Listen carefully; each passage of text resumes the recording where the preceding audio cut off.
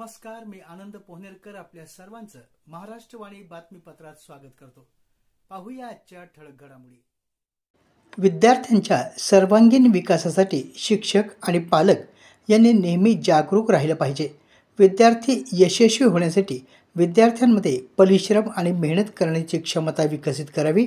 बदलत्या परिस्थितीत स्वतःला सिद्ध करण्यासाठी विद्यार्थ्यांनी जिद्द, चिकाटी आणि आत्मविश्वास स्वतःच्या अंगी वृद्धिंगत करावा आणि यश प्राप्त करावं, असं प्रतिपादन स्वर्गीय प्राध्यापिका वासंतीताई नावंदर यांच्या जयंतीनिमित्त आयोजित विद्यार्थी शिक्षक पालक संवाद मेळाव्यात प्राध्यापक विष्णू घुगे यांनी केलं. परभणी शहरातील बालविद्या शिक्षण संस्था संचलित बालविद्या फाउंडेशनच्या वतीनं संस्थेच्या माजी उपाध्यक्षा स्वर्गीय प्राध्यापिका वासंतीताई नावंदर यांच्या प्रथम जयंतीनिमित्त विद्यार्थी शिक्षक पालक संवाद मेळावा आयोजित करण्यात आला होता.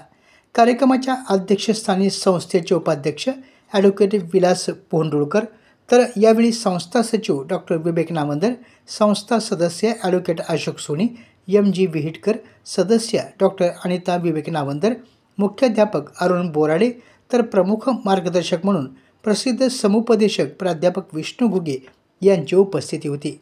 पुढे बोलताना प्राध्यापक घुगे म्हणाले, विद्यार्थ्यांनी संकल्पना समजून घेऊन अध्ययन करावं आणि पालकांनीही विद्यार्थ्यांची आवड, क्षमता आणि कौशल्य लक्षात घेऊन त्यांना योग्य मार्गदर्शन उपलब्ध करून द्यावं. विद्यार्थ्यांच्या करिअरच्या दृष्टिकोनातून पालकांनी शालेय जीवनापासून सजग राहणं अत्यावश्यक असल्याचं सांगून विद्यार्थ्यांनी शिस्तबद्ध अभ्यास आणि वेळेचं नियोजन केल्यास यश हमखास मिळतं. तसंच यश अपयशाला समतोलपणे स्वीकारण्याची मानसिकता विकसित करणं गरजेचं असल्याचं त्यांनी प्रतिपादित केलं. कार्यक्रमाचे प्रास्ताविक संस्था सचिव डॉक्टर विवेक नावंदर यांनी केलं. या प्रास्ताविकात त्यांनी विद्यार्थी शिक्षक पालक संवाद मेळावा आयोजनामागील हेतू विशद केला. विद्यार्थ्यांच्या सर्वांगीण विकासासाठी बालविद्या मंदिर शिक्षण संस्था विद्यार्थ्यांच्या भविष्याचा वेध घेऊन नेहमीच अग्रेसर असते.